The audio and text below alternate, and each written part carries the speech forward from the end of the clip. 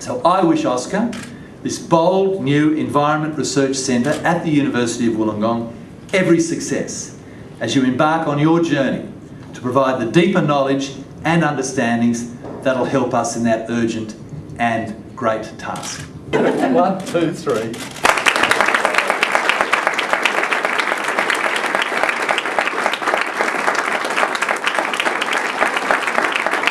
Whether it's climate change, whether it's natural resource management, whether it's coastal issues, whether it's about land degradation or whether it's about recycling, Australians have got a great appetite to do the right thing by the environment, but we need better information and better knowledge to guide our actions, and so do governments in terms of building policy. So I'm really pleased to be here to launch AUSCCCER today at the University of Wollongong.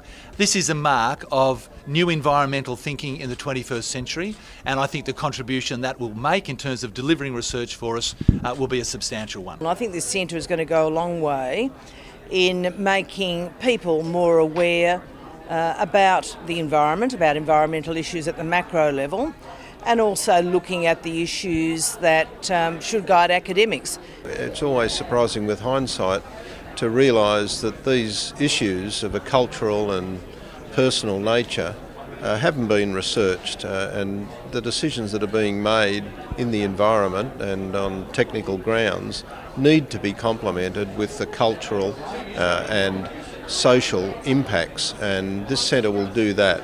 And it seems to me this is something that's been lacking in this whole environmental debate right across the country. The wealthiest households have more fridges. Our survey results from 2009 challenge the conventional research wisdom that environmental concern is a middle-class preoccupation.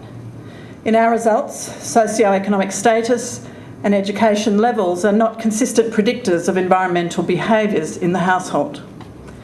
I hope that we will provide national and in fact international leadership on the issues surrounding cultural approaches to environmental research.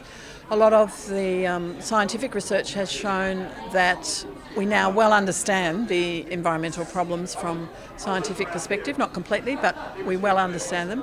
And what we need is to try and work out how to shift society to a more sustainable basis. And so to do that, we need investment in cultural dimensions of environmental research, and that's what I think we're here to contribute.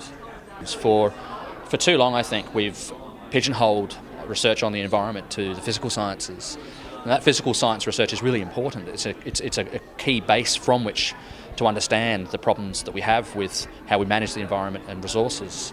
But what we also need are research projects that understand who we are as a people and our cultural values and our behaviours, our everyday behaviours around the house and in our backyards and with our neighbours, and how they influence our relationships with nature, how they are reflected in things like how we manage rivers, how we deal with climate change, how we conceptualise drought, how we respond to the threat of bushfire.